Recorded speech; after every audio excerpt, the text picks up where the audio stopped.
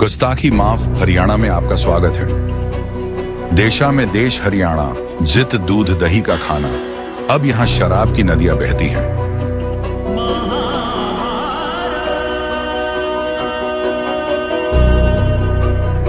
अब हरियाणा दल बदल, परिवारवाद, भारत दर्शन, प्रॉपर्टी माफिया, बिल्डर माफिया, खान माफिया और शराब माफिया के लिए जाना जाता है। हरियाणा में 50 साल से खोजी पत्रकारिता कर रहे पवन कुमार बंसल खोजी पत्रकारिता क्यों और कैसे सहित हरियाणा की राजनीति और गवर्नेंस पर 3 किताब लिख चुके हैं। खुशवंत सिंह, कुलदीप नायर, प्रभाष जोशी, न्यायमूर्ति पीबी सावंत और कपिल देव भी इनकी किताबों की प्रशंसा कर चुके हैं।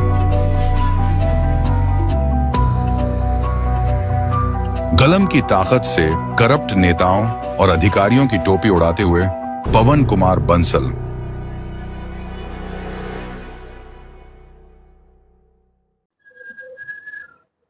गुस्ताखी माफ हरियाणा में आपका स्वागत है।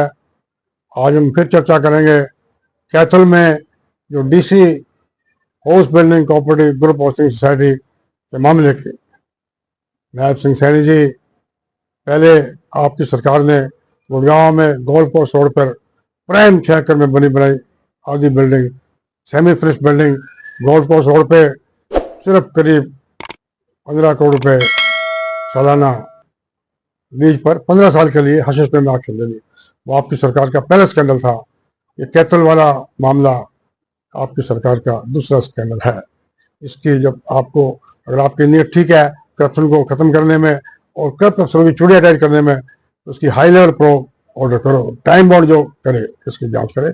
और मैं कहूँगा इस प्रोब में वो भी शामिल हों, आम आदमी पार्टी के जगमू मटोर और कोऑपरेटिव सोसाइटी के मेंबर, ओरिजिनल मेंबर जो 90 से मेंबर है, जिन्होंने इस मामले को उठाया था, ताकि वरना तो जांच कमेटी आज वर्ष लगेगी।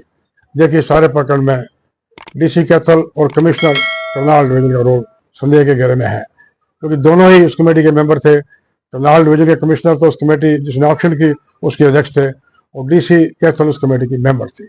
आम आदमी पार्टी के नेताओं ने खुलेआम आरोप लगाया है कि उन्होंने पहले ही डीसी कैथल को तमाम बातें बता दी थी, पूरी प्रक्रिया पूरी नहीं की गई है, लेकिन उन्होंने इस मामले को इग्नोर कर दिया गया।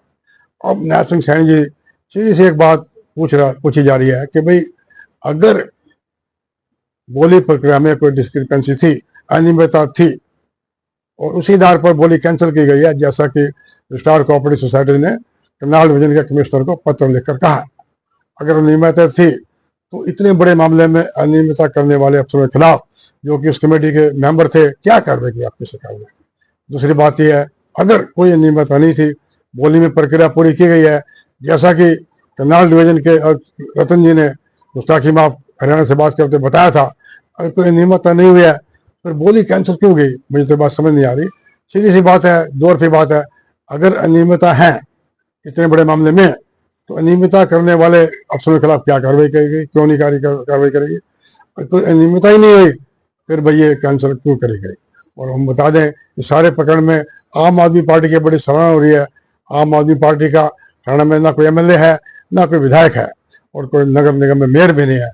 उन्होंने इस मामले को उठाया, जोर शोर से उठाया।